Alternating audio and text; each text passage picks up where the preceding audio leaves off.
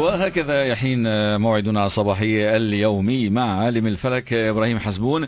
إبراهيم، في اتصال مباشر معنا كما هو الحال في كل يوم. صباح الخير. صباح الخير محمد، صباح الخير ريتا. صباح النور إبراهيم، صباح الخيرات يا إبراهيم، هلا بيك. أهلا. واليوم كما البارحة بنبدأ مع برج الدلو لأن القمر ما زال موجود في الدلو إبراهيم. نعم، هو زي ما قلت مثل امبارح وما أشبه اليوم بالبارحة، فعلا هذا الكلام صحيح لأنه القمر ما تغير. وعادة لما القمر يكون بالدلو بنحب نكون صداقات جديدة أو مثلا نمضي وقت حلو هيك، نوع من المغامرة أو التغيير في حياتنا. يعني بنكره الروتين، القمر بالدلو بيكره إشي اسمه روتيني.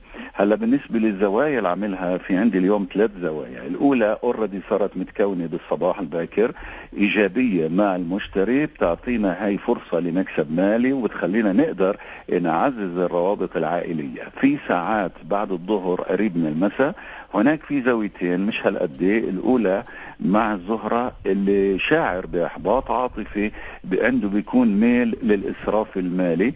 الثانية تربيع مع المريخ، بتخلينا نفقد صبرنا بصورة عامة في أي عمل روتيني عم بنقوم فيه. لكن الحلو عطارد عم بيعوضنا بزاوية حلوة مع المشتري، توصل قيمتها تقريبا الساعة 4 بعد الظهر. هاي بتعزز من قوة الفكر، بنفضل نمارس عمل اللي بيتطلب تحديات فكرية. إذا شو ممكن نقول له للدلو؟ هل عنده تحديات اليوم؟ أكيد الدلو في وضع جيد جدا، لأنه الشمس من جهة بالميزان بتمنحه النشاط والطاقة. كمان هون القمر لما يكون موجود عنده ما فيش هديك الزاوية السلبية اللي تعطل عليه، بيقدر يقوم بخطوة جديدة اللي تدعم من مركزه الاجتماعي. بيلاحظ الدلو كمان قديش شعبيته في تصاعد، أفراد من الجنس الآخر بينجذبوا إليه بكل سهولة، طبعا من تأثير الزهرة اللي موجودة في بيت الشراكة عنده. والحمل متأثر بالزهرة كمان؟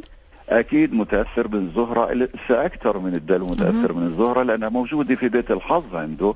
الحمل هو المحظوظ أكثر واحد بهاي الفترة من هون ل13 من ناحية عاطفية ومن ناحية مالية، وللنساء بالذات للدخول في الحمل. لكن بالنسبة لليوم بالذات الحمل مستفيد من ناحية نشاط اجتماعي، ممكن توجه له دعوة لحضور حفلة أو مناسبة سعيدة، أو على القليلة هو اللي بيقدر يكون صداقة جديدة أو يلتقي مع صديق من فترة طويلة ما شافه. وبالنسبة للثور؟ الثور اتجاهه جاي أكثر شيء في الناحية ناحية العمل، المركز الاجتماعي، مصالحه الاجتماعية. بإمكانه الثور يدفع بمصالحه لقدام، يدعم مركزه الاجتماعي. وكمان لسه اليوم مثل امبارح في فرصة لمواليد برج الثور اللي بيبحثوا عن عمل. نسألك عن أبرز فرص الجوزاء اليوم. الجوزاء جاي في الاتجاه الدراسي أكثر شيء، واتجاه الاتصالات المواصلات. يعني اللي بقصده هون إذا واحد مثلا بروفيسور في جامعة عم بيعطي محاضرة على سبيل المثال من مواليد برج الجوزاء، يوم رائع جدا، الكل بينتبه له، بيركز على حديثه. اللي عنده امتحان أو مقابلة أو طالب مثلا عنده دراسة كمان بيستفيد منها. وكمان اليوم ممتاز للتجار لعمليات الاستيراد والتصدير، والأجواء الرومانسية بصورة عامة للذكور والإناث من هذا البرج الأجواء كتير دافية ومشجعة. والسرطان؟ سرطان في عندنا هون الناحية المالية هي اللي عم تشغل فيه.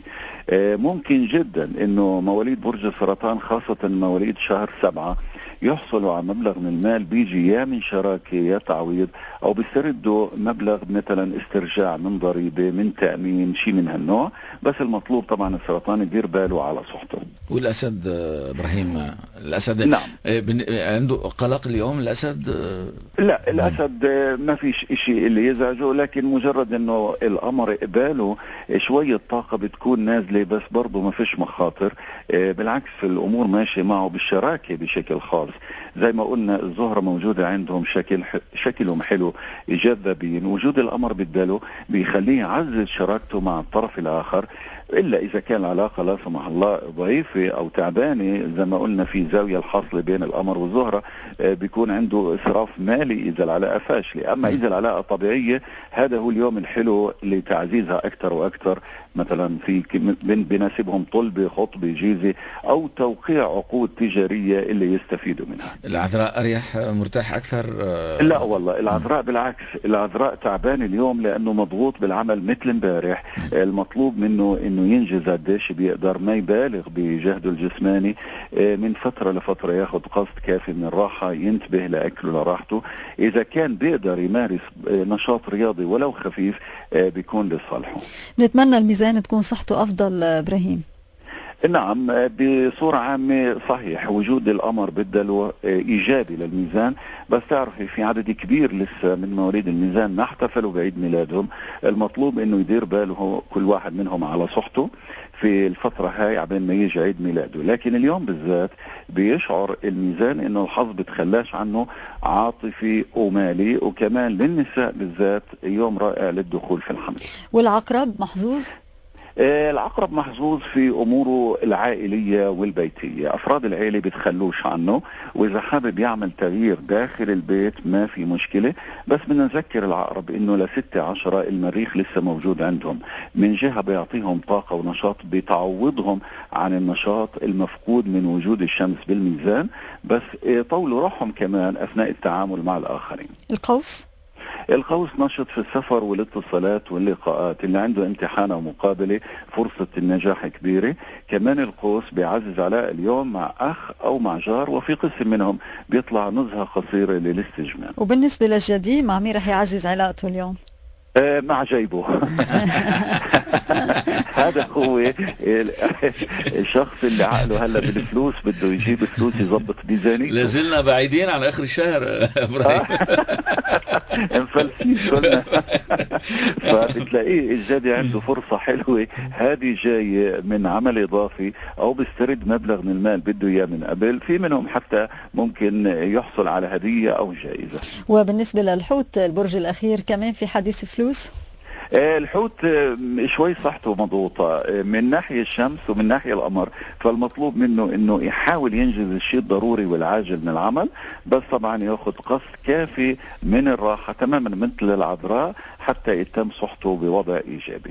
نفتح ريتا على الرسائل الاولى من سوريا. من سوريا، وسيدة بتسأل عن ابنها يوسف المولود بتاريخ 13/10/2003 الساعة 2 بعد الظهر او 2 الظهر. بتسألك عن دراسته، يبدو أنه ما بيحب الدراسة أبدا، وبتسألك عن الصفات الخارطة الشخصية، مستقبله بالعلم والحظ. هذا يوسف برجه ميزان وطالع الجدي. هلا هي قالت بحبش يدرس، ما بستغربش لانه بخارطته الشخصيه البيت الثالث بيت الدراسه لقيته بالحمل. اللي عنده هاي الوضعيه اكره عليه المثابره، فبالتالي بيمل بسرعه، بيقرا له سطرين وبيرمي الكتاب من ايده. هلا الولد هذا بيطلع استقلالي، بحب يحافظ على حريته قديش بيقدر. حسب خريطته أنا هون مش شايف إنه عنده فرصة كبيرة يكمل دراسة أكاديمية، بس إذا صمم وغير رأيه في المستقبل فيش إشي يعطل عليه. لكن لازم تفهموا من هلا إنه هذا الولد الحظ بلعبش دور معاه، في زاوية هون صعبة موجودة بخريطته، وبيناسبه في المستقبل يشتغل في مجالات لها علاقة بالشراكات أو الأمور الصحية أو المختبرات. والرسالة الثانية من رنا مولودة بتاريخ 23/9/74 بالكويت في الفجر، وزوجها اياد 24/2/73 مولود في السعودية كمان في الفجر. بتسألك عن معلومات عنها وعن زوجها، وشو بتقدر تعطيها بالوقت المتبقى معنا إبراهيم. اوكي، هلا بالنسبه لرنا هي برجها الميزان، متفائله، محبه للحياه، تتعاطف مع المساكين، عندها قوه الفكر، لكن لا تجيد فن التعبير عن عاطفتها، وبتشغل فكرها بامور غير مجديه، وما توعد دائما لانه وما بتقدر توفي دائما بوعودها. عندها يقظه لاي فرصه اجتماعيه. بالنسبه لزوجها انسان عنده قدره على القياده، قسم كبير من أفكاره مصدرها قوة الحدس والإلهام، وبتعامل مع الناس من مبدأ المساواة. لكن خيالي وبيميل للانتقام من أي شخص بحاول يسيء له. الحقيقة العلاقة بين التنين مع الأسف جاية من النوع الوسط، وهي غالبا بين الحوت وبين الميزان هي من طبيعتها من النوع الوسط. المطلوب من التنين انه ينتبهوا اكثر شيء، هي اكثر شيء لها القدمين والظهر السفلي. الف شكر ابراهيم، ويتجدد اللقاء غدا نفس الوقت. اوكي، شكرا، الى اللقاء، باي باي.